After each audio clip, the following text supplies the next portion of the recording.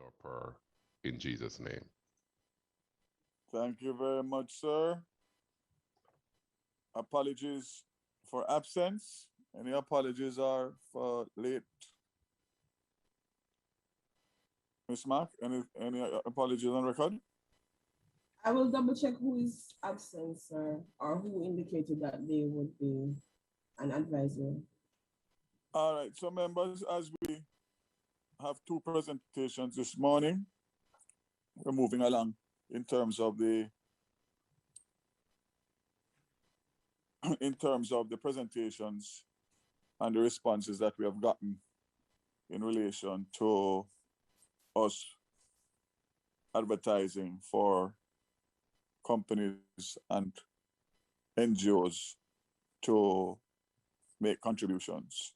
Last week we had WRB Energy and Jamaica Institute of Engineers, quite interesting, quite a bit of follow-up coverage on it by the media. And today we have BMR Energy and Jamaica Energy Partners that are going to make presentations. Ms. Mack, how many more presentations do we have after this, based on the responses? Based on the responses, Minister and members, we only have JPS next week.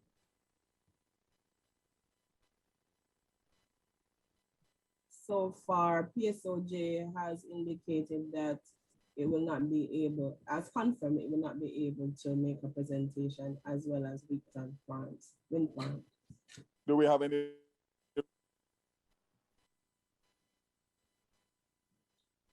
Not hearing you, sir.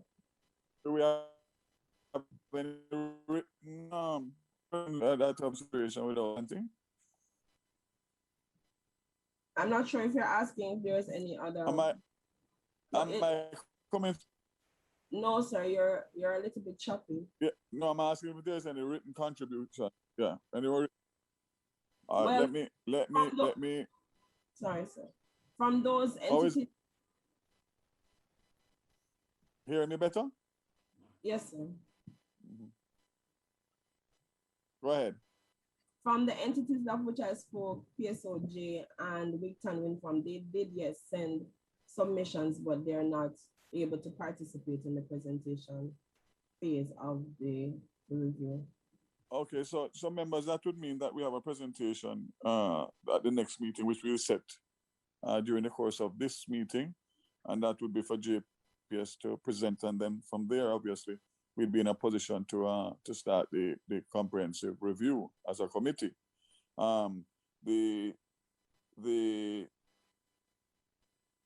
dates that remain for us to meet before the parliamentary summer recess, which I suspect will be somewhere around July the 20th, the week of the 20th. So it means that we would have to hopefully get a date, which I suspect we have some dates here. And that probably would be the last meeting before we go on break and come back in September. So it means that in September, we would be able to start the committee full review. And of course, that would allow us then to make our final representation of the review and report on the new act. So we won't hold us up any longer in relation to getting going. So let us just ask if the minutes have been reviewed so that we can see confirmation of the minutes of the meeting dated June 10, 2021. Is there anybody that has any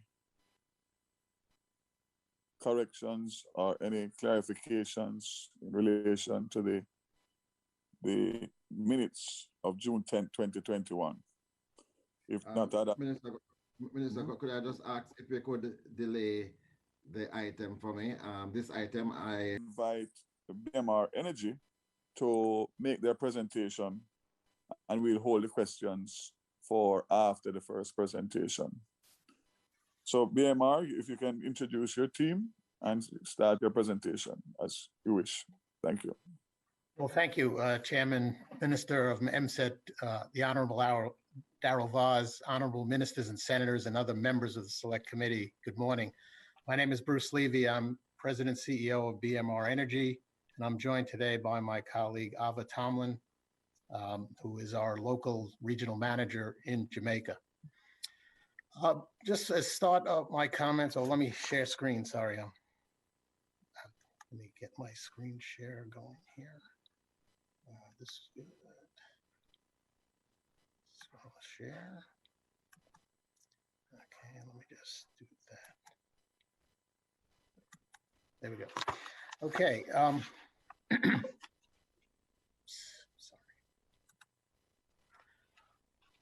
Okay, by way of background, BMR Energy began operation in Jamaica in 2012. We came there with the plans to develop renewable energy. We knew Jamaica was seeking renewable energy at the time. We submitted a proposal in response to the 2013 RFP. We proposed a wind farm. We were selected by the OUR and offered a contract. Our bid was the lowest price offer in that solicitation. Signed the contract in September of 14. We started construction in March of 15, and the plant went commercial in July 1st, 2016. And we're 2 weeks away from our 50-year anniversary of the operation of that plant. And it's turned out to be a very successful plant. It runs well, very high availability, and we're very, very proud of it. We also own and operate solar plants throughout the region. We have 3 operating plants, one in St. Croix, U.S. Virgin Islands, one in Grand Cayman, one in Guatemala, and we're constructing 2 additional plants right now, one in St. Thomas, U.S. Virgin Islands, one in Costa Rica. So we're active throughout the Caribbean. We have many additional projects under development in islands throughout the Caribbean, including several solar farms and an expansion of our wind farm planned and ready for the RFP that is due to come out in Jamaica. So we're committed to this region. We're committed certainly to Jamaica. Adding to that background is prior to starting BMR, I have been in the energy industry for many years and operated in deregulated and deregulating markets since 1985 throughout North America, Latin America, the UK, Europe, Australia, and the Caribbean. So I've seen markets go through deregulation and especially related to generation. And I have some, I think, good experience to share with respect to that. And just to summarize the conclusions, I would say, from all those years of experience is that every market is different, but they have the same things they're doing, and that is to move things away from regulation and let competitive market forces drive price. But there were some common themes in the transition, which I think are important. The first one is one that's no one likes to hear, is it takes a really long time and it takes several steps. You can't just do it in one step. And of course, like any change, it encounters strong advocacy from some and strong resistance from others. And when I say strong resistance, the law instituting non-regulated generation in the United States was enacted in 1976, and it was in court in the United States till 1984. So it was a lot of resistance, and it took quite a while to at least even break through. So things take a long time. Stakeholders must be involved in the discussion because in the past, it's always been the regulator and the utility, sometimes some customers, especially bigger customers, having a position. But it turns out as you deregulate, more and more people become stakeholders. It also, this deregulation leads to significant innovation, often resulting in multiple new businesses, products, and services to provide additional services to customers. And the most important one is no country that I have been involved with, and I've been involved in a lot of them, have ever gotten it right the first try. And it's not because they didn't do a good job, it's because no one can predict how the market will react, how the technologies have changed, how the products that are now offered to customers change.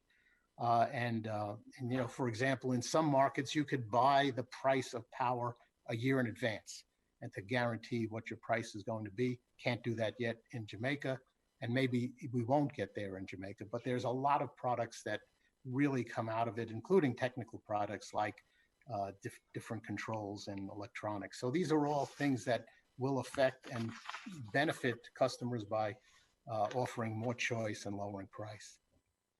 Turning to Jamaica, one of the things that attracted us to Jamaica in 2013, 2012 was Jamaica's history for really setting competitive rules for generation, power generation. It was 25 years ago, more than 25 years ago, that Jamaica started the process of competitive bidding for new generation assets. And that process brought some innovative oil-fired plants, which was the norm back then.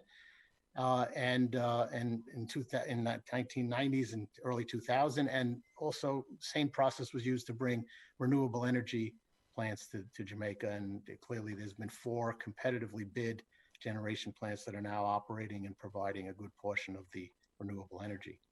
The other benefit of competition does is exposes Jamaica to numerous new developers, constructors, lenders, and investors in the sector. I know when we bid our plant back in 2000 and when we went to finance in 2014, OPIC had never lent in Jamaica, and we were their first opportunity to lend. They were a little uncertain, so we also brought in IFC to help them, who was more familiar with Jamaica. Since we closed on our financing, OPIC has made several more investments and loans in Jamaica. So these are the types of benefits of bringing competitive new players into the market. The second thing Jamaica has done, and this is more recent, is they've obtained access to LNG in the country. And that's a big breakthrough. You know, prior to Jamaica doing that, only the much larger islands, like a much larger electric load islands, not larger in size, like Puerto Rico and the Dominican Republic, had been able to get LNG. And LNG really has some great advantages. It allows growth in the LNG market beyond just the power generation that was done to start it. It goes through industrial operations, and we see this happening in Jamaica already, and it's helping stabilize costs and clean up the air.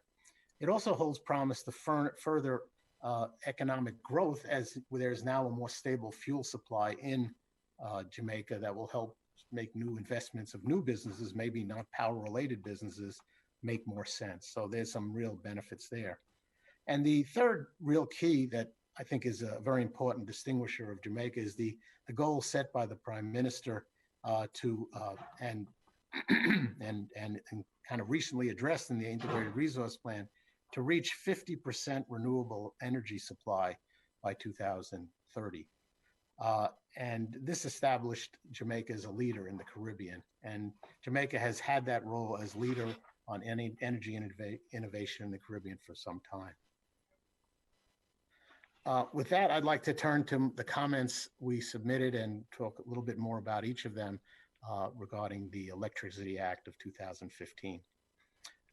That is about the right of first refusal, the transmission planning provisions, and the transparency provisions. With respect to the right of first refusal, this is a provision that was added in the 2015 Act revision, and it is inconsistent with everything Jamaica has represented with respect to the energy markets. And left unchecked, it will set Jamaica's energy reforms back 25 years. I have participated in energy deregulation, as I said, in dozens of markets, and in most important concept that has been proven true time and time again is that electric power generation is best built, owned, and operated in a non-regulated market. There is no reason to have regulated power generation. Electric generation should be selected and implemented by competitive processes. And this is the law of the land in pretty much every country now. There are still some that think they can negotiate better deals, but every time they run a competitive bid, they find that they learn new things about what the price should be. Now, some places are too small to run competitive bids, but Jamaica is not one of them. The third thing, which I think is the most important, is competition has released a wave of technology and commercial structuring innovation not seen in the electric utility business since the time of Edison and Tesla, and I mean the original Tesla. The technologies we use today, modern gas turbines, advanced wind turbines, modern solar equipment, would not have been developed at the pace they were if not for competition.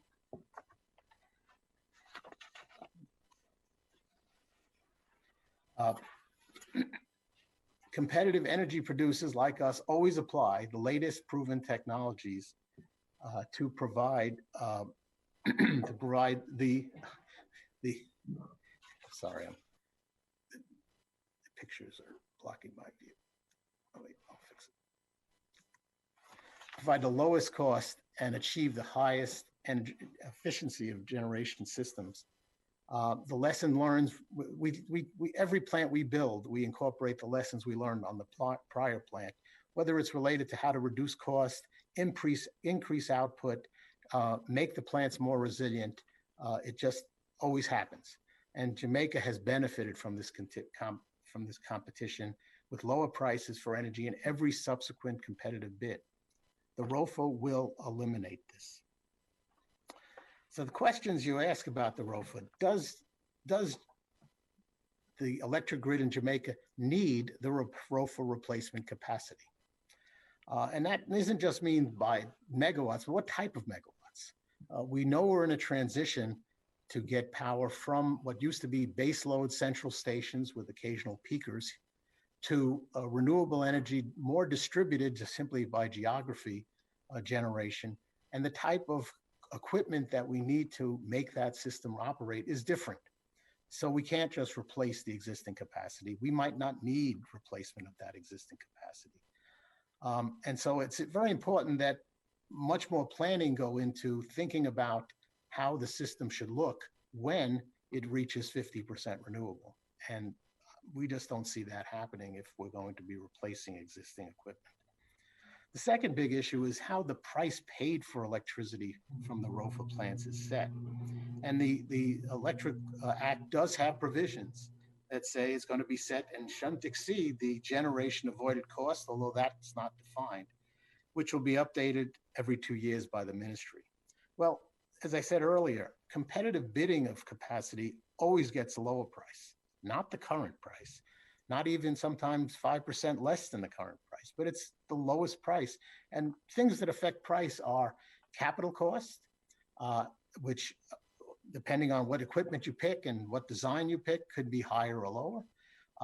The generation efficiency, which depends again on which type of equipment you pick, how you structure and build the plant, how you finance the plant, and what return you want to get on the plant. And in a competitive market, we all get much more aggressive than we would if it was not a competitive market. So we believe that there's almost no way to get the lowest price through a ROFO. And the last question, which gets the competition, is there are other long-term market participants in Jamaica who may be able to offer a similar capacity at a lower price. And the whole thing about this deregulation is to use competition to drive lower prices. I mean, the replacement of old end-of-life fossil-fueled facilities is inconsistent with the stated national goal of increasing the share of renewable energy. So it just doesn't fit the market, and it will skew the market if it's left to continue.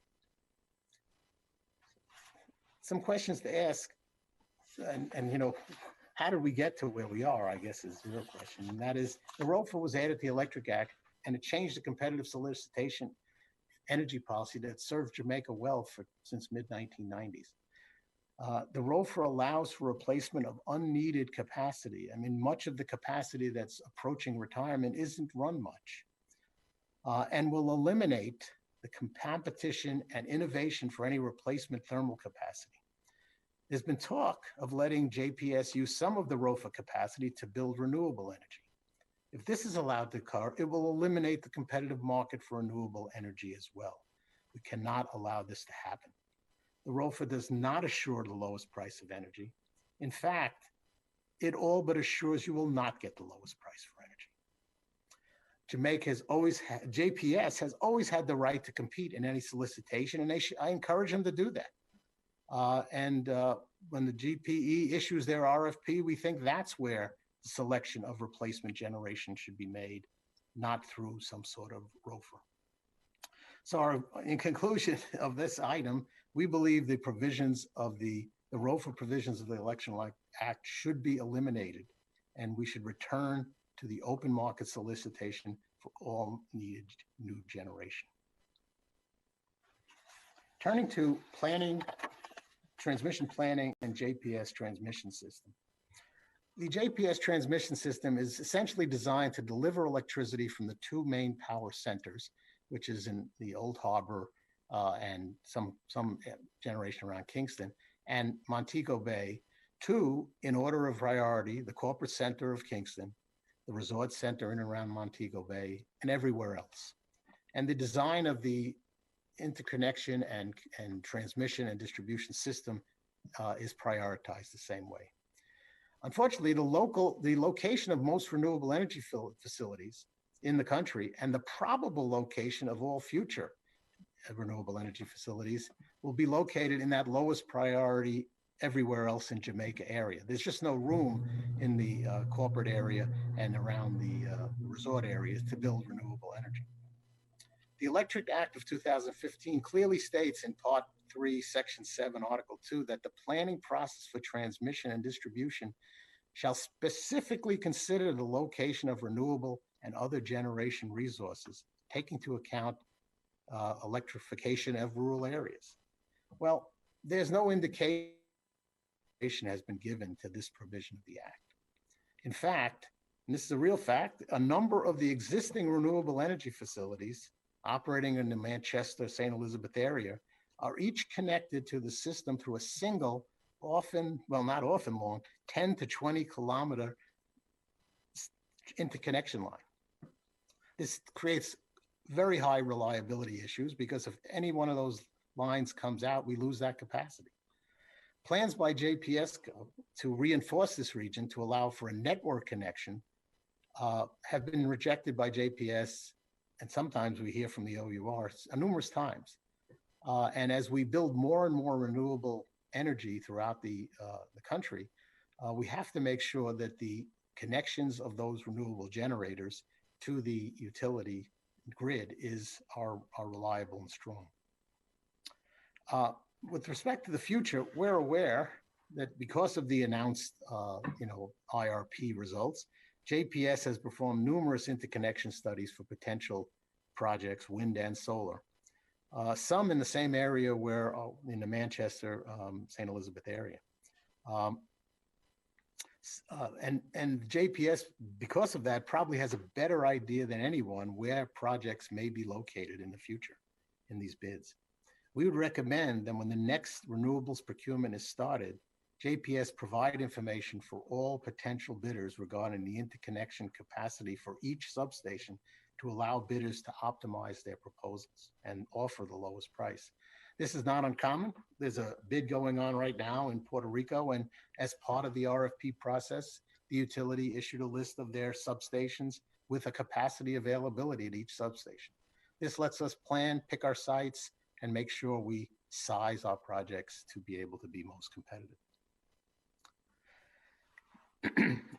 In the past, that hasn't been the case. When the RFP that we responded to essentially said, speak to JPS and find out about transmission interconnection costs, which in fairness to them, all of a sudden resulted in a massive request for interconnections. And I think at the time there were 24 or 25 bidders. And it wasn't fair for the bidders, and it wasn't fair for JPS to have to try to address that. So, I guess if the goal is to get the lowest cost projects in a competitive bid, complete proposals can only be based on, and when I say complete, competitively priced complete proposals on good information. And I think the ministry, GPE and JPSCO should provide as much information to bidders as possible to assure they can find the lowest cost interconnection and therefore the lowest price. We recommend that Part 3, Section 7, Article 2 of the Act be revised to provide greater specificity about the inputs and assumptions of the planning process, specifically with respect to consideration given to priorities to support renewable generation, which, as I said earlier, by the nature is in areas with weak transmission systems. Moving to transparency and stakeholder engagement. Part 3, Section 7, Article 1 of the Act states that the minister shall be responsible for planning the development of the electric system, which planning shall include integrated resource planning, which was recently completed, collection of data from electric sector, consultation with the office, single buyer, and other electric sector participants, and the conduct of any relevant forecasts. With respect to the IRP, the ministry completed a multi-year integrated resource plan in early 2020 and is now planning, we hope, to implement its recommendations. A key factor to the success in any IRP is an open dialogue between various stakeholders, including generators, energy users, large and small businesses, and government representatives. The process kicked off in early 2017 with great promise for an open collaborative dialogue. Unfortunately, during the entire 3-year process, there were only 2 drafts prepared for stakeholders to approve. The latest one was over a year before the completion of the IRP. Updates were given to the Energy Council very rarely, and when they were very vague. And so there's much in that IRP that leaves people that weren't as involved wondering. For example, why is the achievement of 50% renewable energy, which was set by the Prime Minister to occur in 2030, been delayed to 2037, which is okay, there might be reasons for delay, but it's actually delayed till 2037, and in the year prior to 2007, it's only 30%. It seems it would make more sense to have a gradual growth, but looking at the plan of the IRP, there's about a third of the new generation is in the last year of the plan. Second one, why are the decisions of increased battery use based on dated capital and operating costs? These costs, they're on page 109 of the February 21st, 2020 report, are more than 2 times the cost that would be available then, and probably more than 2 times the cost, less than 2 times, no, more than 2 times the cost of what's available now, and they have much less storage capacity. Utilities around the region and around the world are using batteries to help deal with power quality issues, shifting of generation from renewable energy to times when the power is needed, with much higher storage, much lower cost. We're not sure if better data were used, whether the results of the study would be different. And then the last is, why does the plan call for installation of additional combined cycle power facilities when the current renewable penetration in the country is less than 17% against a near-term goal of 30%, and of course that long-term goal, which isn't that long anymore, of 50%. There may be a good reason, but without more stakeholder involvement, we'll never know the reasons for these, or whether, if different assumptions were used, a different IRP solution might have come out. So the other thing that's maybe more troubling is the industry, and I say the industry, pretty much everyone, because there are open presentations made by the ministry and JPS that show different numbers that were in that last draft distributed to the IRP. And in fact, in some cases, we've been told that the IRP has been changed a bit, but no consultations have occurred to our knowledge, and no specifics or new draft have been shared with anyone, including the technical working group. So we strongly recommend more open communications and shareholder involvement in future discussions related to the IRP, switch my letters, and implementation of its recommendations. A closing thought is one thing I guess I've heard on some of the earlier discussions, and that is the new trend around the world and the Caribbean islands as well, is that we've seen a sharp increase in the level of consumer activism with respect to electricity supply. That consumer activism goes to demanding more renewable energy, to demanding more reliability, to demanding lower costs. And consumers have over the years become more willing to take action if they don't get that result. And when I say take action, it's putting more renewables on their roofs, industries putting their own generation in. None of these things are necessarily good for the overall electric system. They may be good for that individual company, but number one, it takes capital costs away from other investments for them. But number two, it also makes the costs that are applied to the rest of the customers higher. But unfortunately, we've seen that governments and utilities that have ignored this reality will experience an accelerated loss of customers, which, as I said, is to the disadvantage of other less active customers. The other thing is that non-regulated companies will develop new options to help customers solve their problems. And whether it's putting batteries in to help them get higher power quality, or to putting in whole energy supplies with batteries. So this is a trend that is, there's more and more solutions available and more financing options available.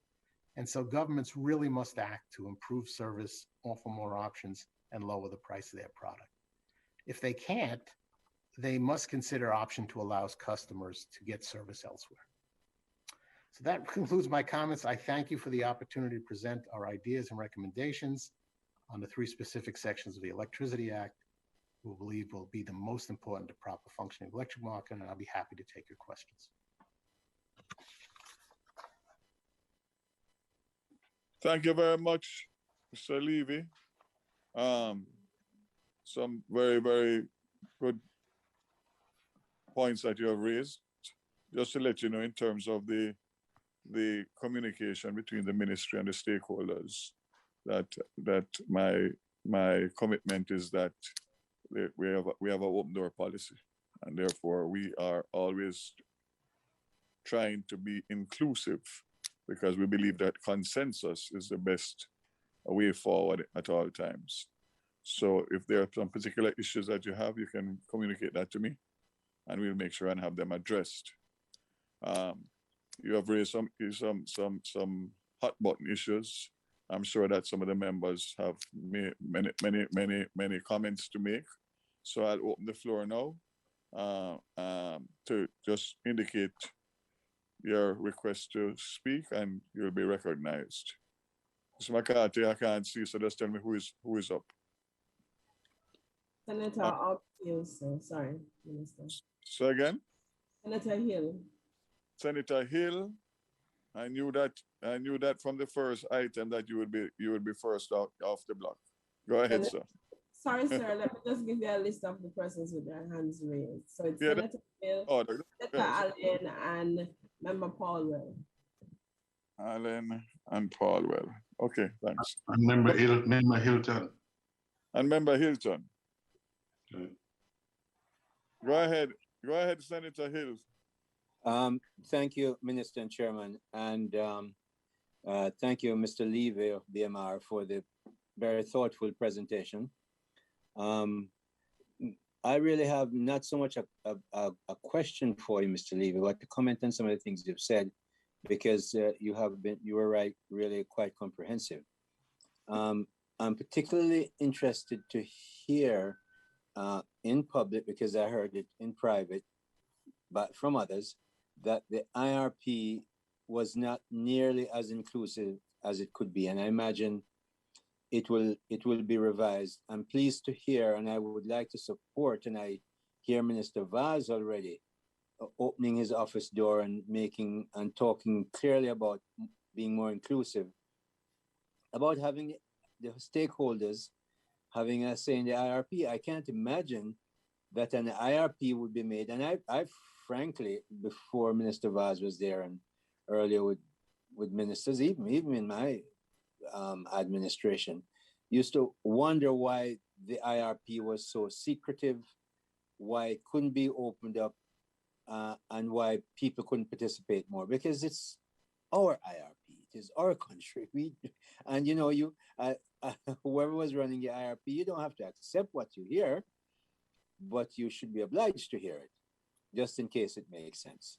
So I'm pleased to hear that that approach is going to be taken, because I really believe with new information and what the stakeholders, all the stakeholders, not just the main utility, which clearly will have a strong voice in there, but all stakeholders should be listened to, because the technology is changing.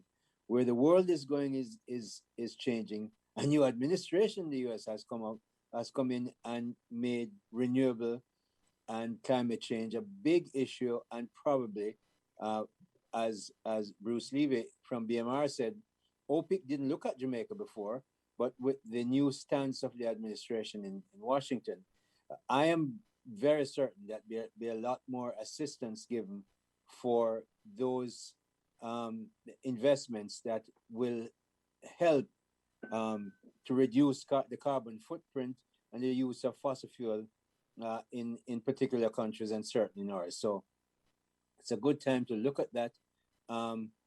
I like the idea, as I said last time, the presenter last week also mentioned the right of first refusal. As someone in finance and who has studied economics some, I completely reject that idea. I cannot believe that a market economy can hand to a utility the right of first refusal for the production of energy. There's so many sources, from wind, from solar, from water, from fossil fuel. Of course, we're not going to get rid of fossil fuel. We want to make sure we reduce the footprint of it and the use of it, but we're not going to get rid of it. So we shouldn't be fearful to say, look, people must compete to produce the cheapest, most reliable, most effective source of energy for this country. Our cost is far too high. We cannot compete on the price of energy that we have. And we're never going to get to the price of energy that we can get to unless we have open competition for the supply of those of energy from various sources. So I see that being strongly said, something I support and completely believe in. And I hope we will get there much more quickly than later, sooner rather than later, and to make sure that competitive centerpiece of providing cost-effective energy for Jamaica is put back in, and therefore the right of first refusal will have to change. So far, Mr. Chairman, thank you so much. Thank you very much, Senator Hill. We have Member Hilton, Member Allen, Member Paulwell. Member Hilton, go right ahead. I too appreciated the comments and the remarks that were made by Mr. Levy.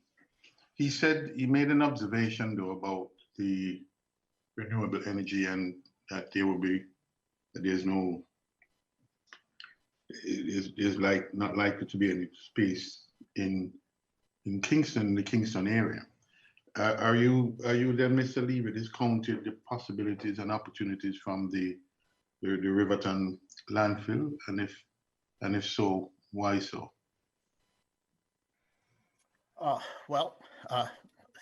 That's a very good point. I think a landfill is a great place. Quarries and landfills are great places to put solar plants because once they're done being used, they really are can be covered up and kept maintained flat. You might even also get some waste gas out of a landfill. I don't know. I guess I was not aware there was a plan to close that landfill, and you can't really put a solar plant in an active landfill or quarry because the dust and other I guess just from trucks coming in and out creates so much dust it would make the solar plant less efficient. So clearly, if there's and the other piece of that is if in fact that land was reclaimed, there may be uses for it that are much higher value, whether it's a park or an office complex or something that could attract maybe a higher value dollars. The thing about wind and solar plants is, most people really don't like them near where they live. Wind plants, there's actually a requirement to keep them pretty far away from people live so they don't hear the noise and they don't get the flicker and things that come off wind plants. But solar plants are too, they're very, let's say, they're not as pretty as a park. And so what we've found is you can build next to neighborhoods so long as there's enough green space around those neighborhoods that they don't view the solar plants as being invasive. But yes, clearly if there's flat land near a load center, it's even better. Okay. All right. Thanks for those. Thank you for those comments. I was just wondering, but I support many of the ideas and the thoughts you put forward today. I think it's a very thoughtful piece and requires our full and careful attention. Thank you. Thank you very much, Member Hilton. We have Member Allen and then Member Paulwell. In that order. Anybody else after that? I'm not seeing anyone else. Okay, go ahead. Go ahead, Member Allen. Thank you very much, Minister, Chairman, and Mr. Levy for that presentation. I would like for you to elaborate a little bit more on the interconnectivity of the renewable to the grid that you spoke about. And I think you made mention of an example of it working well in Puerto Rico. Is it that their legislation speaks specifically to this matter, or how is it handled there? Although you mentioned that our legislation would need in parts to be more specific to address this issue. How does it work there? Well, I don't think it's part of legislation. It's just part of good business.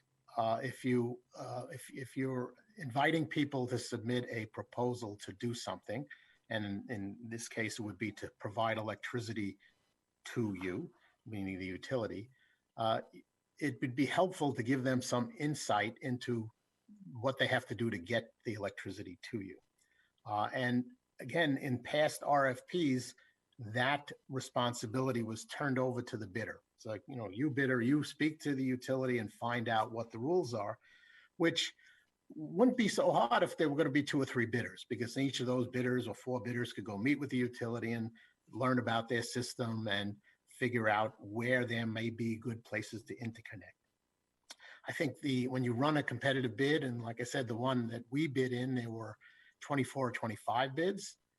The one that followed that, I think there were 10 or 12 bids. So it becomes difficult to do that on a real-time ad hoc basis. So, and Puerto Rico's example that I use, they're out looking for 1,000 megawatts. So they're going to get many, many proposals.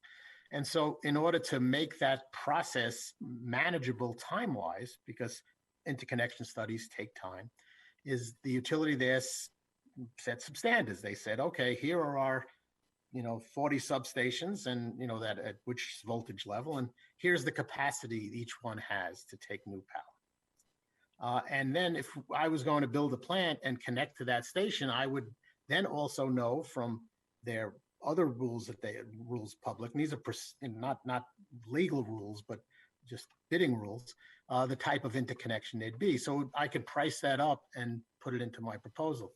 If I go back to the interesting story of when I bid in 2013, I actually went to JPS and they gave me a study, and it was very clear. And they said I had to pay for certain upgrades and I had to build a transmission line. And then during the selection of winning bids, 2 bids were selected to connect to that same substation, but there was only room for 1.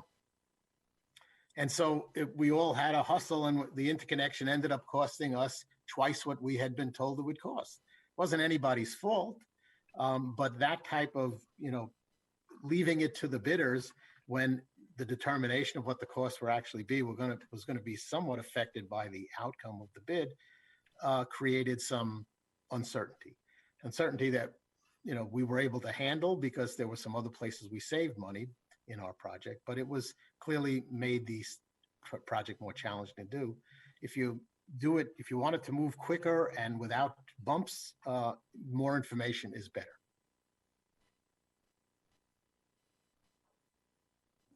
Thank you.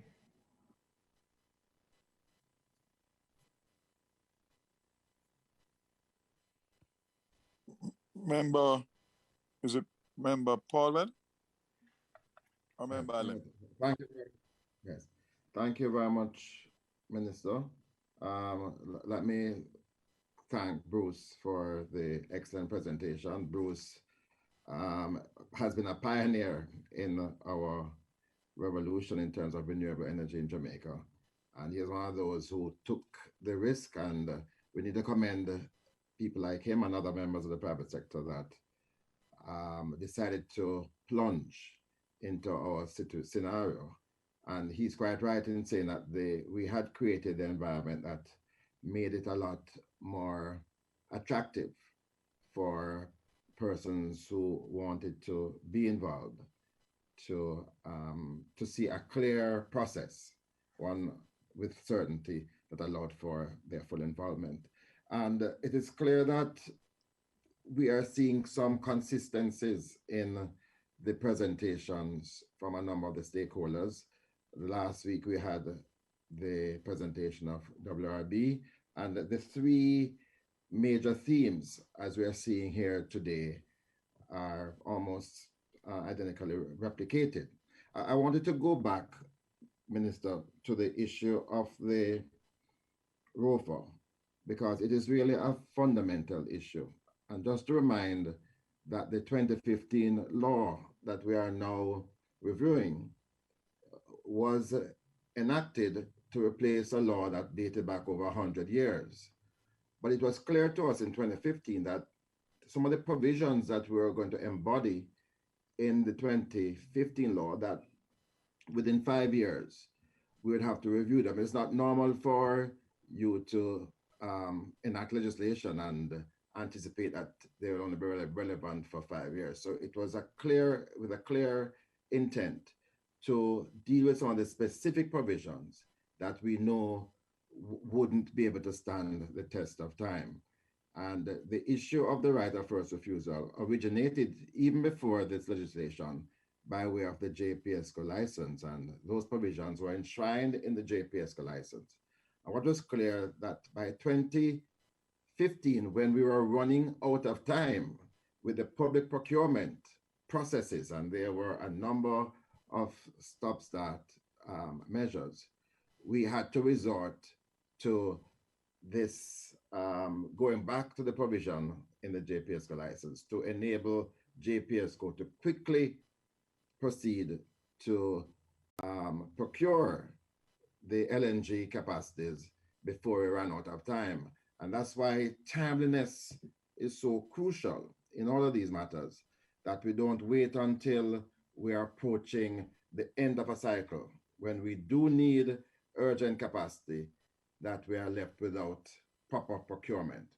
And so I stand, as I did last week, with my position that we should not continue with the right of first refusal. Competition is always the best course. And Minister, you have recently granted another telecoms license. I bet you're going to see price reduction and better service coming out of that, just because of the nature of competition. And I think it's a fundamental position, and I'm so happy that we all are seeing it in that way. One of the revelations, though, that Bruce made, which was surprising to me, is that the Prime Minister's advocacy and clearly stated policy to achieve 50% renewables by 2030 has been shifted. And I have been a regular participant in the development of the IRP, and I didn't know this. I thought that it was bold when the Prime Minister announced a shift from 30 to 50%, but I supported it because I think we need to be bold. But we are shifting it now to 2037. So I'm a bit disappointed, but notwithstanding, again, coming back to the ROFO, if you are going to achieve 50% over time of your generating capacity from renewables, then the ROFO certainly can't be applicable, because you are not dealing with existing capacity of JPSCO. You're putting in new capacity for renewables, and that really ought to be subject, I believe, to the widest possible competition. So we are agreed on that. I also agree that there is information that is only within the domain of the JPSCO. And for the process to be fair and transparent, it is crucial that such information in terms of your interconnection capacity, location of substation, that information really ought to be public information very early in the day and in the stage. And I think even now, as we anticipate the implementation of the IRP, that should be the subject of public consumption. And finally, on the issue of stakeholdership and transparency, Minister, perhaps it is timely for the Energy Council to be enshrined in statute and for there to be clear provisions as to the role of generation, electricity generation and distribution to be embodied within the terms of the Energy Council.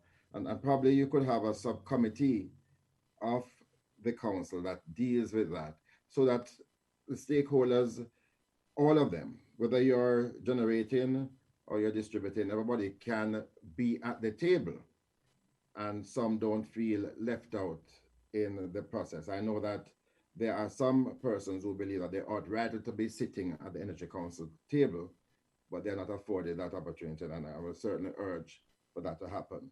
By the way, Member Hilton, when you raised the issue of the Riverton City, I thought you were trying to push for waste to energy as a renewable subject that your people will be able to benefit from. That was my thinking, and we should hear soon what is happening with the proposal to introduce waste to energy, utilizing the Riverton City dump as a raw material source. That's certainly my position, Member Paulwell. But I wanted to get a perspective from Mr. Levy about, because I know there's a process, an enterprise team, which we have not heard from in quite a while, that we should be hearing from about the waste to energy. I just wanted to get a sense of so Levy had made specific comments on the lack of capacity in the corporate area, and I just wanted him to elaborate a little bit more. But it is certainly my position that waste to energy, as you know, yes. The waste to Bruce, last week I had put to one of your colleagues, your WRB, the issue again relating to the matter of transparency, whether or not you would feel okay with private power agreement, private power purchase agreement being subject to public scrutiny. Probably you could share your view on that as well. Well, I am the most outspoken about what we get paid as anywhere. When I first signed the contract, I was proudly standing up and talking about what seemed like the lowest price available was 12.9 cents, although some of the power we sell is 20% cheaper than that. I don't really think, first of all, I think almost every agreement in the world is available in the world. I mean, you could find most agreements, even ones that from years ago, you could find them somewhere. So most things are public. I don't think, and clearly there's nothing in the agreement that isn't very similar to all the other agreements. So I don't think there's a problem with that. I think, in fact, the people that usually don't want prices described are people that have something they don't want to know. They want people to know. So I don't think it's a terrible thing. I think sometimes, though, provisions are, especially some of the technical provisions, are very complicated and would cause more confusion than not, but they're okay. I mean, JPS has all kinds of manuals on how to interconnect and what type of voltage ride through and frequency ride through, which, if you're not in the business, doesn't make any sense. But I don't think people will focus on that. They'll focus on the price. They'll focus on the availability requirements and things like that. So I don't think there's a terrible confidentiality issue. That might be more of a JPS concern than it is for us. Clearly, with the usually auctions, in some places auction, the results are announced publicly, some places they're not. It's not sure how they decide.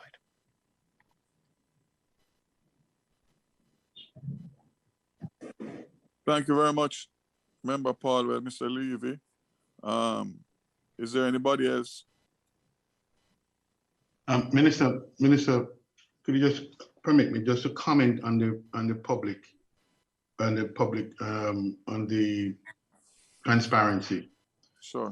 vision. I'm a little.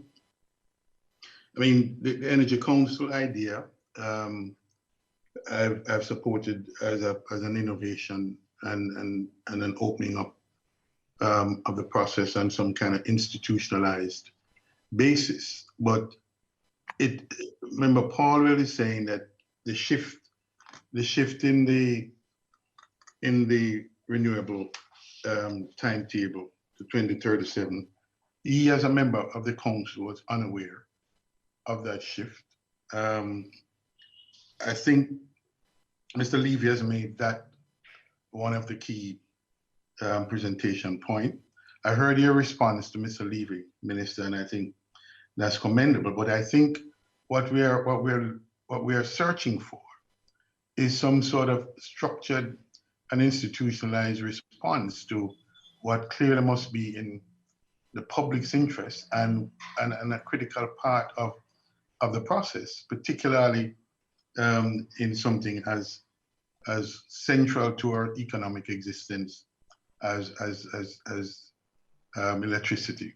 And so I'm wondering whether the Energy Council in itself is a response. I heard the innovation being suggested by Member Paul about a subcommittee on which more persons probably could be accommodated.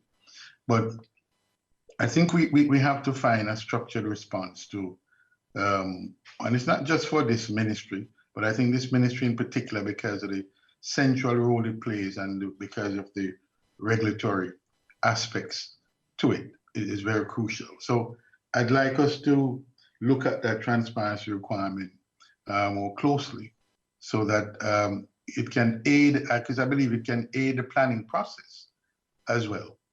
And the matter of the information that JPS has, I think we have to, I support the view that we have to find a way in which those information can be made public, because JPS as the sole single buyer and operator of the system, it can't be the view that the information, simply because they collect it, it is for its personal use and its personal use only. And in a situation where the sector needs that information in order to improve the operations of the sector. So we have to find a way in which that information becomes a public good and available to the stakeholders. Thank you, Minister. If I, Minister, if I could just make one additional comment on this, because it's one that becomes more political than technical. That is, this is an industry where everybody is pretty competitive. And so if you run a perfectly executed RFP with every procedure followed, and you select 1, 2, 3, or 4 projects at different prices, as soon as you make those prices public, there will be people that come visit you and tell you that they could have done it cheaper. But the reality is they didn't bid, and you didn't have that bid to evaluate, and therefore they didn't. And I think that is a political issue that folks in your realm have to think about, because everybody thinks they could do it cheaper. Of course, they may not succeed. They may not get their financing. They may not have actually bid that when they bid, but it is a danger when prices come out. So it's, if I had one recommendation, it would be to just be sensitive to what might happen when prices are released. A year after the contracts are signed, I think it's less of an issue because the people have moved on. But in the heat of competitive bidding, people always feel that they were cheated. It's just a natural relationship. I usually take it as I obviously didn't do as good a price as I could have because someone else beat me, but not everybody takes that approach.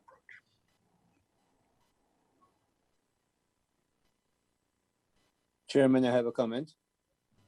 Go ahead, Senator Hill. Just to go back to the IRP, my recollection is that although the government's policy, as Member Paulwell cited, and was wary of the extension of the reaching 50% renewable.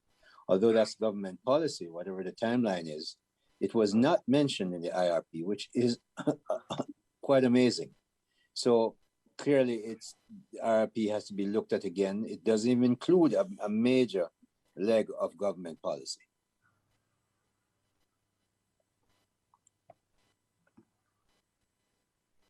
Thank you, Senator. I think when the presentations are over and we meet as a committee, I think all of this we'll have to discuss in detail and see how we can, what we can come up with in terms of solutions. Chairman, if you don't mind, I would just like to respond or comment a little bit on the comments made by Mr. Hilton, Mr. Hill, and Mr. Paulwell. It is very good to have information be made public. And Mr. Paulwell noted that he wasn't aware of the delays in terms of renewables. However, one of the things I think we want to emphasize and stress is not only making the information public, but having the key stakeholders as a part of the decision making. So it's not after the fact, as has happened in the past, but ensuring that we come to the table as a part of the discussion and inform the way forward.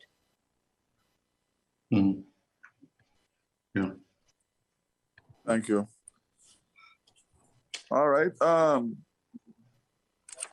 want to thank Mr. Levy for that insightful presentation and the comments and contributions by the membership. We will definitely take on board some of what you have said when we deliberate after the presentations are completed. So we have Jamaica Energy Partners to make their presentation.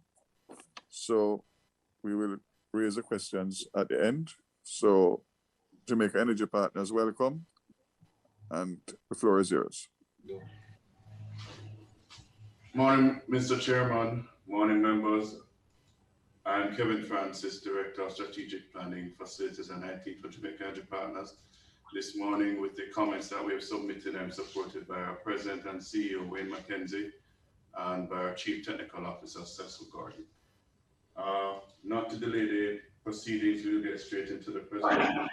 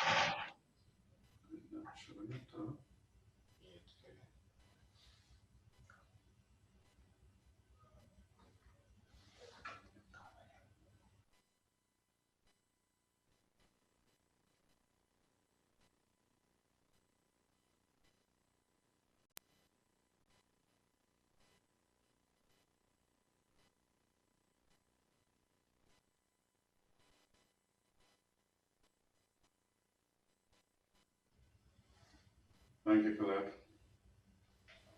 All right, briefly, in a review of the Act, which we thought was an improvement on what existed, Member Paulo had pointed out that the 2015 Act was a collaborative approach to combine 3 previous acts that regulated the sector.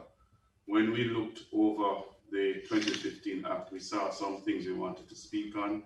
Briefly, those are some definitions that we wanted some clarity on. The right of first refusal, the avoided cost clause, and licenses in general. For the definitions, clause 10, section 10, clause 4, points to an electricity license may include any restriction or condition, whether or not relating to the activities authorized by the electricity license, which appears to the minister to be necessary or expedient. And he may request the office, being the Office of Utilities Regulation, to make recommendations in this regard.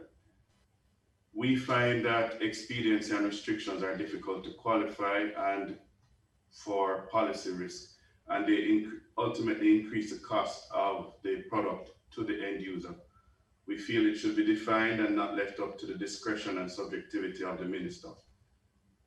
We'd want these terms defined and again to be quantitative. Similarly, a similar treatment is done in clauses 13(1)(b) and D, for which we've given the extracts here, where it says a licensee has breached any terms or conditions of electricity license and the period provided.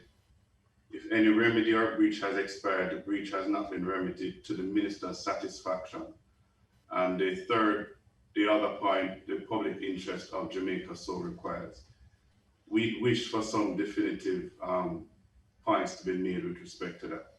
This again causes the reduction in the risk. And of course, this could be protected, however, with a change in law clause for the section. With respect to the right of first refusal, we posit that there should be no right of first refusal in the sector, as it does not promote competitiveness and investor confidence. However, if the government in its wisdom decides it's necessary, we posit the following. Give the ROFO to all generating asset holders as at the date of the act in 2015. Also that the ROFO which is currently part of the act, and if it should be continue to be maintained, then the third clause here, the right of first refusal shall be subject to satisfactory fulfillment of the following conditions. The existing generation sets will be replaced according to the planned schedule to be maintained by the minister. There should be a system stated in the act to determine ROFO qualification.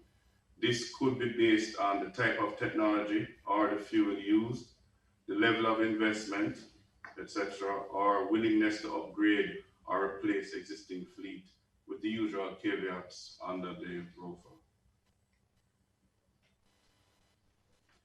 Finally, a point of clarification on how the ROFO is stated in the Act.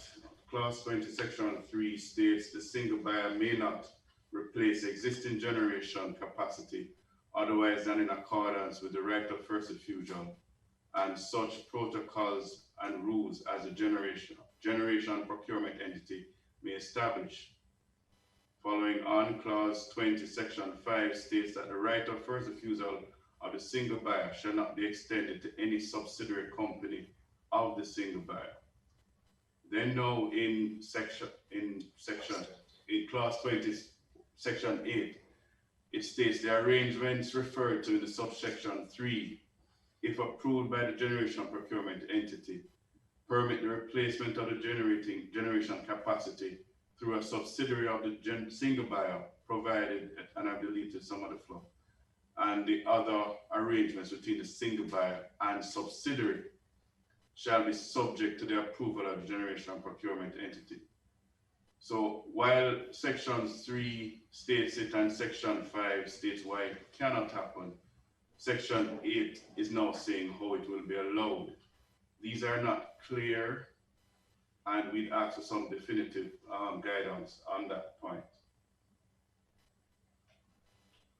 On the matter of avoided cost, in the definitions, the interpretation is given that avoided cost means the cost saved by buying retail energy or capacity or both, instead of building a new plant, after taking into account the capital cost and the operating cost of the plant.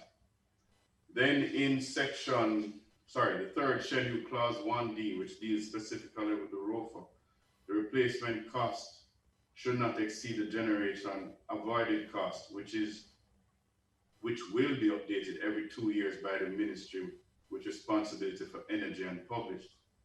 We posit that the avoided cost should not be used, as it has the ability to create a false floor. Avoided cost coupled with a ROFO may prevent the customer from benefiting from the lowest cost of energy.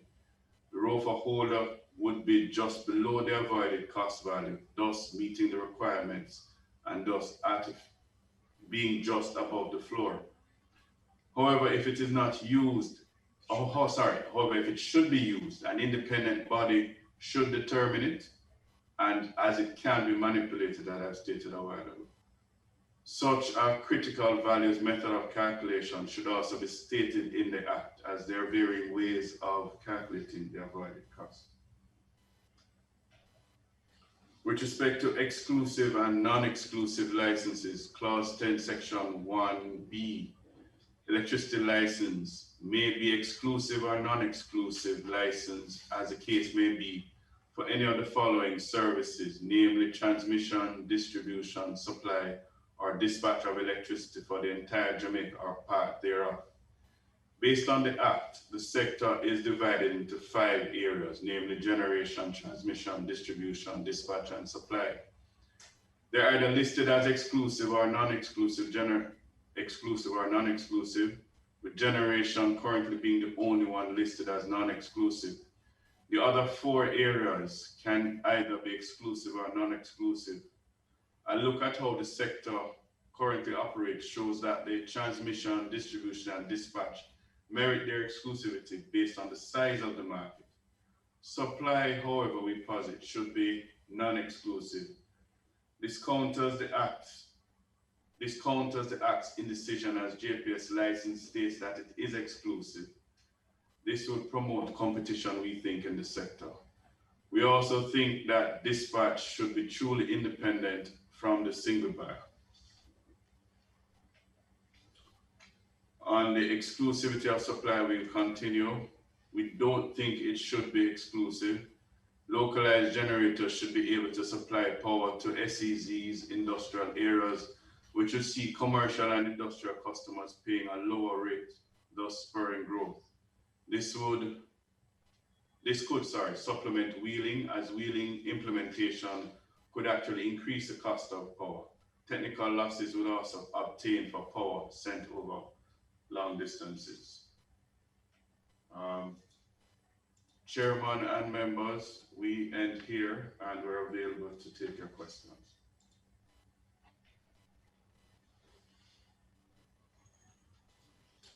Thank you very much. Short but precise. I don't know if the ministry wants to respond to anything that was raised there first. If not, the members can indicate and we'll acknowledge them. Denise? Hi, good morning, Chair. No specific comments from the ministry at this time. I think the presentation was very clear and there are items there that we will take under further review. So thank you very much. Just to let the presenters know both that the ministry is taking paying keen attention and making notations so that when we do start to deliberate, we will look at some of the issues that have been raised that relate specifically to the ministry. All right, is there any members with any comments? Senator Golden Campbell has a hand raised. Member Golden Campbell. Thank you, Chair. And might I just indicate that my apologies for my absence at the last meeting were not communicated to you, and I do apologize for that absence of communication. In regards to the comment just made, I just have a question.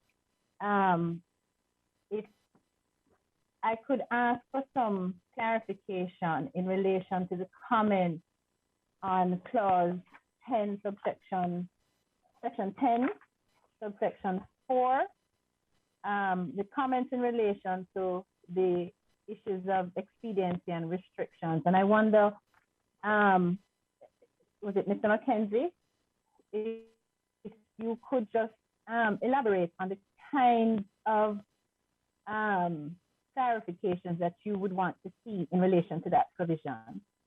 I mean, certainly, I understand the insertion of these kinds of provisions in our legislation, and particularly in an area where, you know, there are a number of considerations that a minister would have and that would be had generally in the grant of a license. Could you expound on that a little bit, please? Yeah. The electric sector is a technical environment, and though the act itself is a policy-driven function, what we're basically saying is anything that is subjected to the minister's discretion, and we have absolutely no difficulty with that, because there are going to be times when the minister will have to make a decision as to the direction the country will go through a cabinet submission. What we're saying is, when these moments arise, then the consideration must be clearly defined, clearly written, so that there's no basis or scope for ambiguity. Instead of a clear utterance as to what should happen, then we see the trails that will reflect the narrative from a purely empirical perspective. So if you're using economic basis, then fine. If you're using engineering basis, then fine, but it must follow a systemic logic. That's all we're saying. Thank you, sir.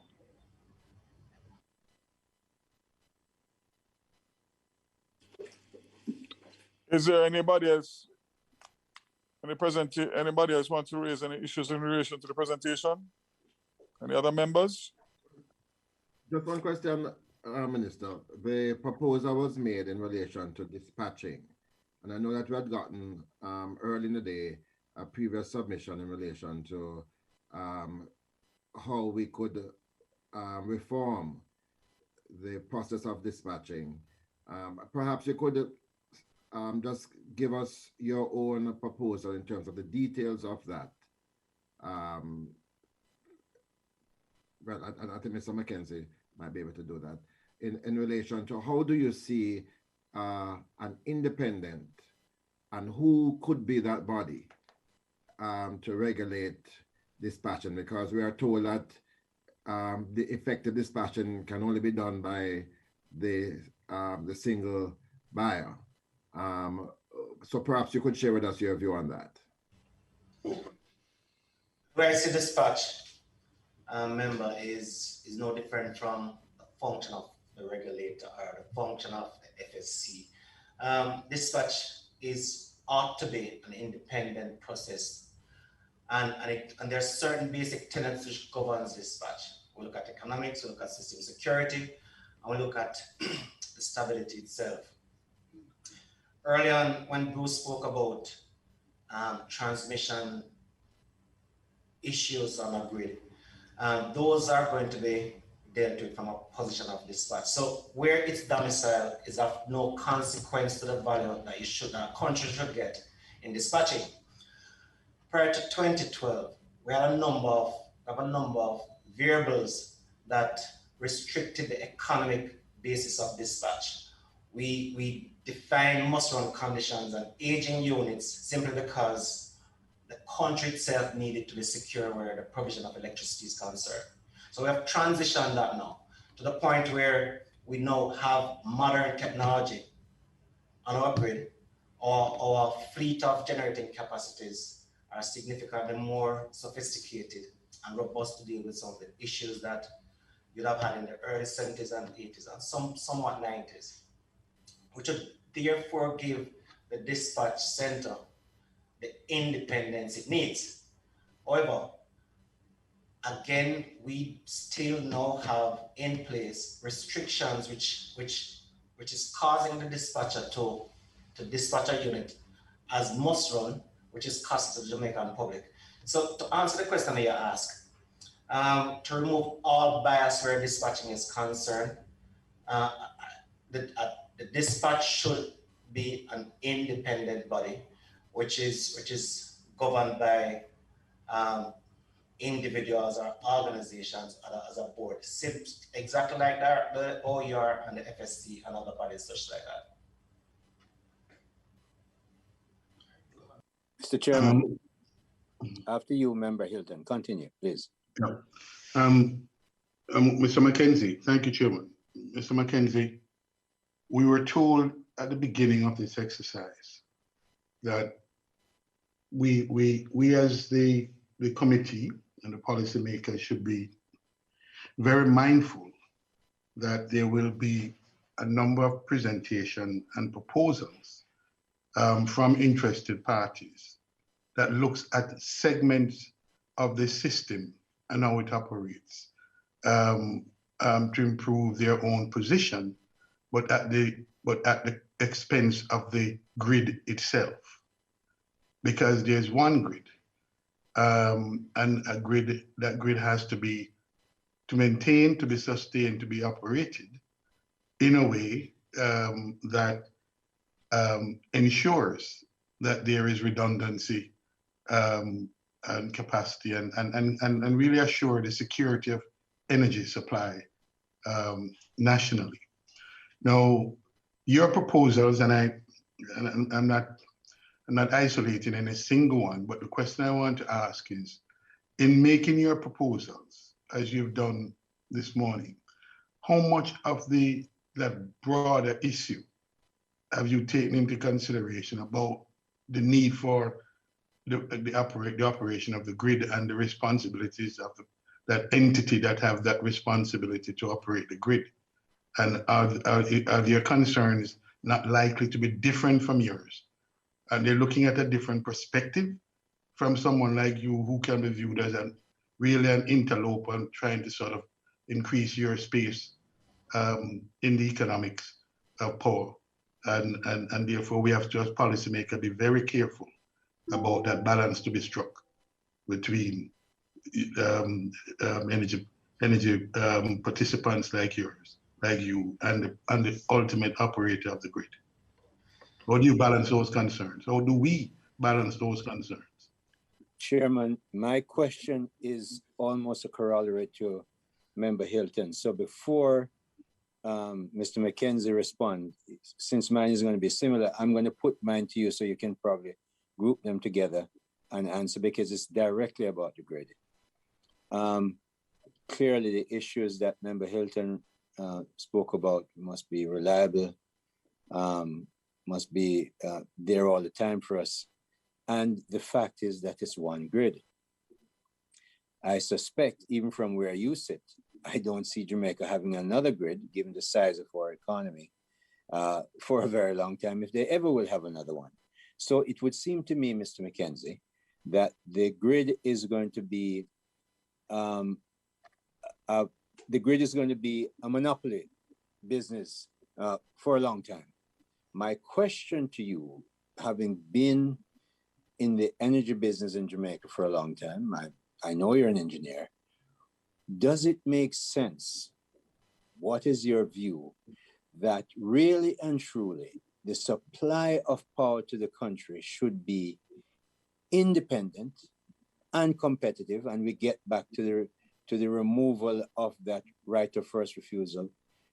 The producers of power must be competing all the while to make sure that they're bringing to the table, the Jamaican taxpayers' table, the lowest cost energy at the most reliable kind of force. So power generation is separate, but the distribution and transmission on a grid, there are people who believe that that grid should be in a special purpose vehicle.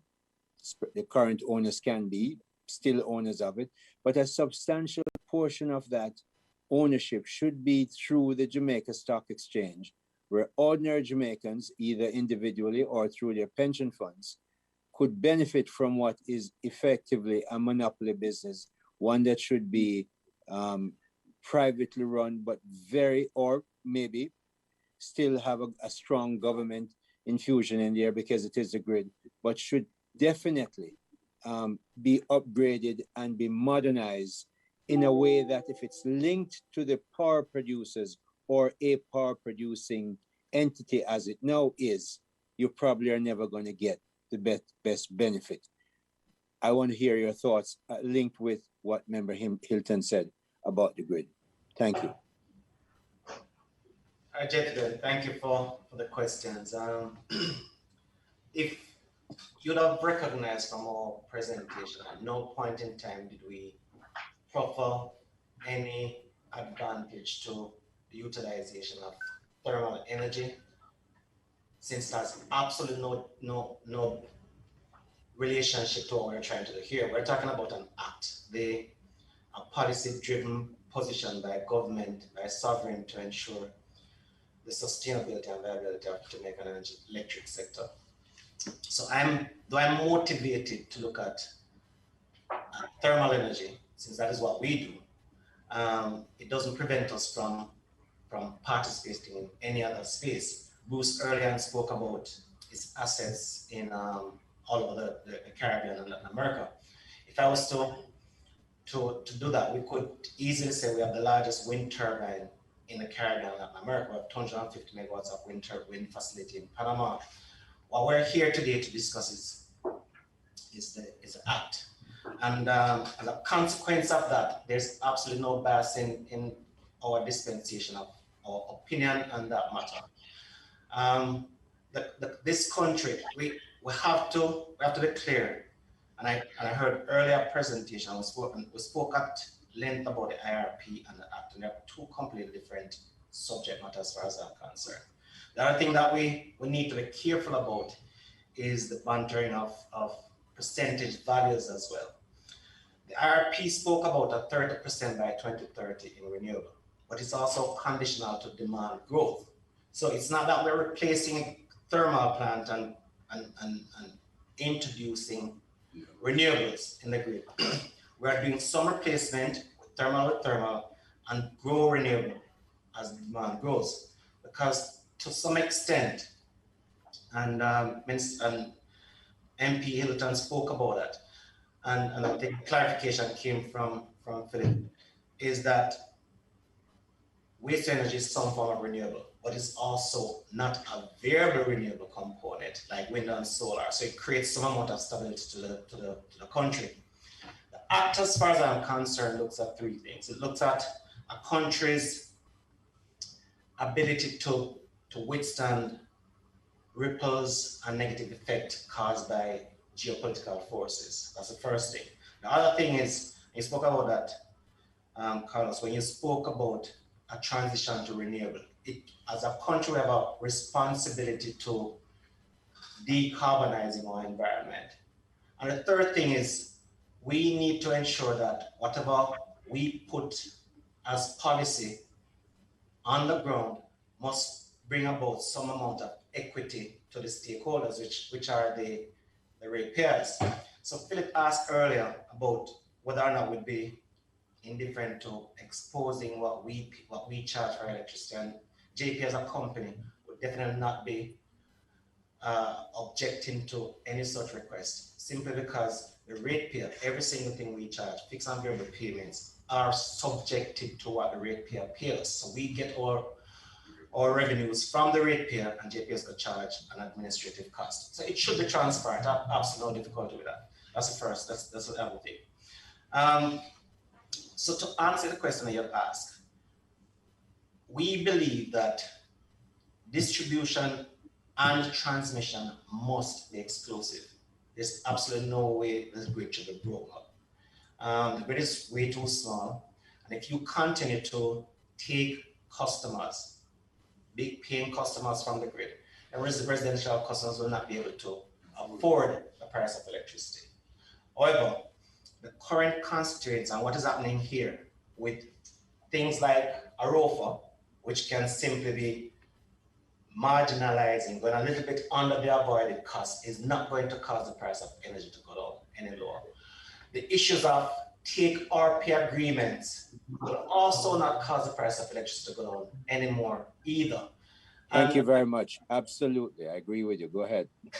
So what happened right now in our current dispensation, when we had COVID last March, and we had a fluke for a couple of months in the oil sector, where people are literally giving other people oil, because we have take or pay agreements, and I'll opine on it a bit later, because we have take or pay agreements where, regardless of utilization of the fuel source, you're going to pay for it.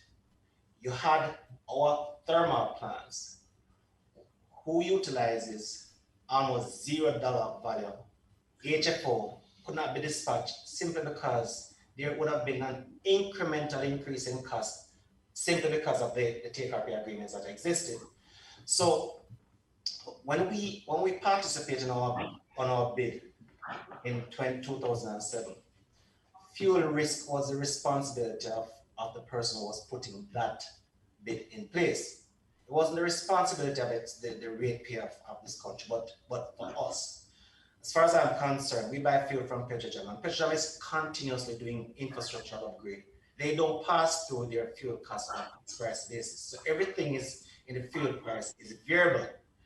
And I don't think the ratepayer should assume fuel risk by an incumbent simply because a contract is negotiated funnily. And that is why, Anthony, it's very, very important that the dispatch ought to be independent from anybody, and the governance must be managed by an independent body of people.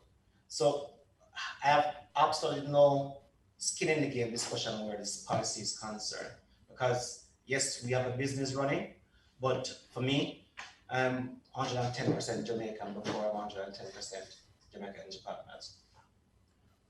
What about you have answered my question on the independent separate grid, part of it being owned by Jamaican investors on the stock exchange, that the grid should be separate from the producers of energy. What's your thought on that, Mr. McKenzie?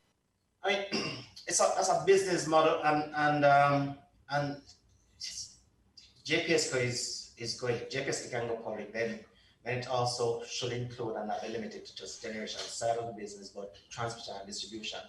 The grid itself ought to be managed as a business, but to manage it. Thank you. So that answers it. You're saying a special purpose vehicle should really be set up to manage that grid, which is different from the production of energy, which should be competitive, because the grid is, as I said before, going to always be, as far as I can see into the future, a monopolistic business. We're not going to have two. Correct. Correct.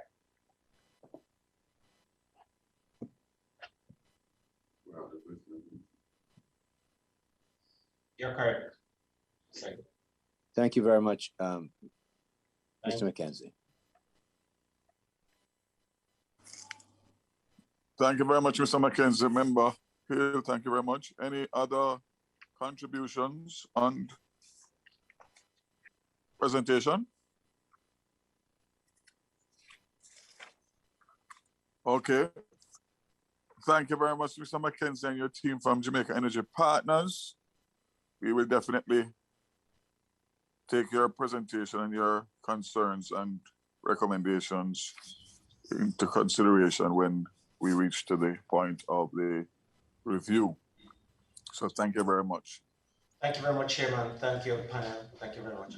Member Paulwell, you wanted us to hold on the confirmation of the minutes. I take it that you'd have been able to. Yes, I've gone through them. Yeah, man, I've gone through them, and again, well done. So I will move for their confirmation. Thank you very much. Seconded by? I will. Okay. Chairman.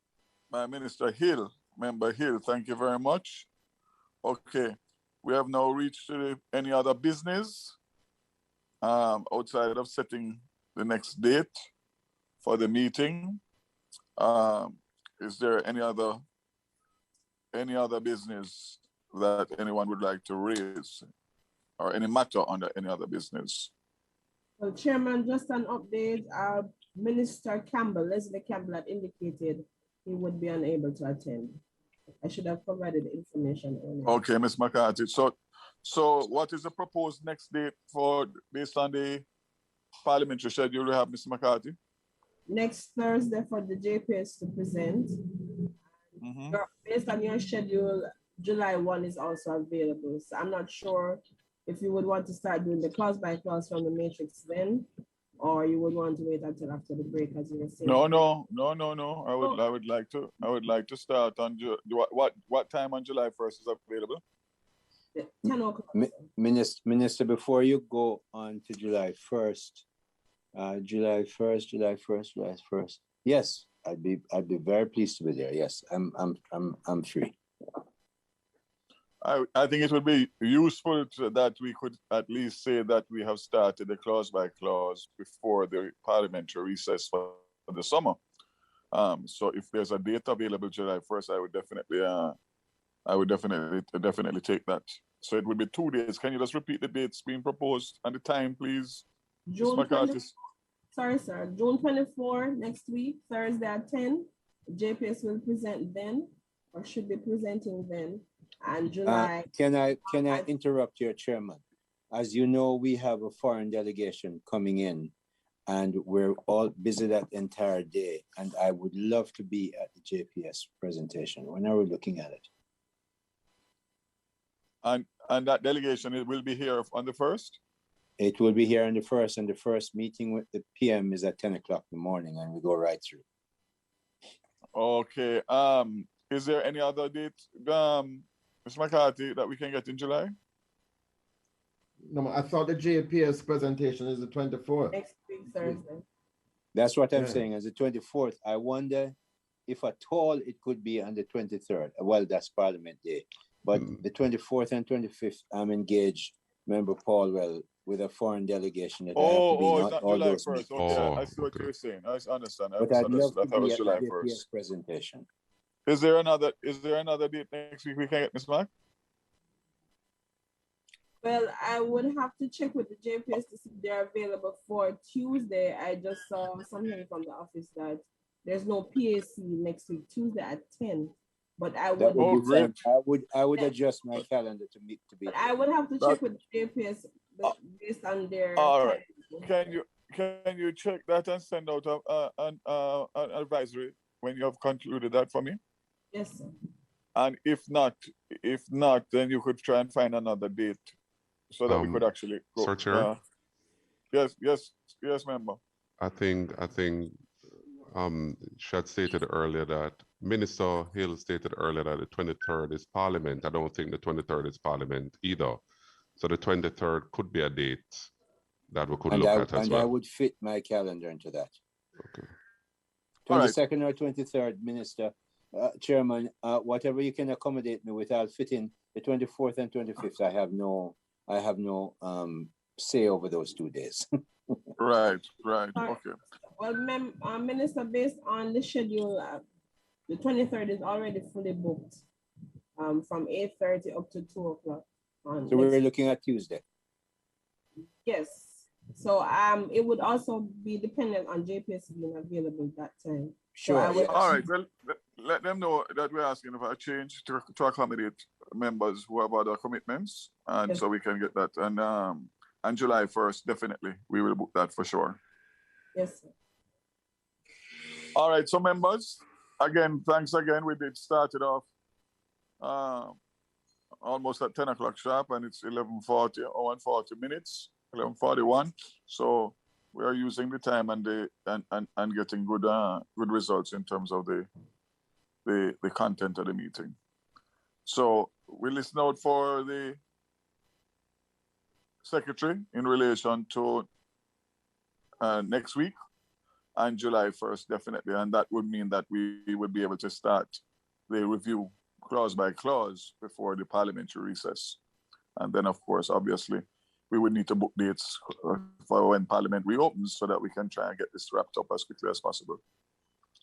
Thank you very much, everybody, and have a safe day and week and weekend.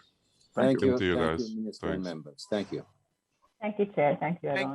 Thank you, Chair. Thank you, members. Thank you. These Indian people.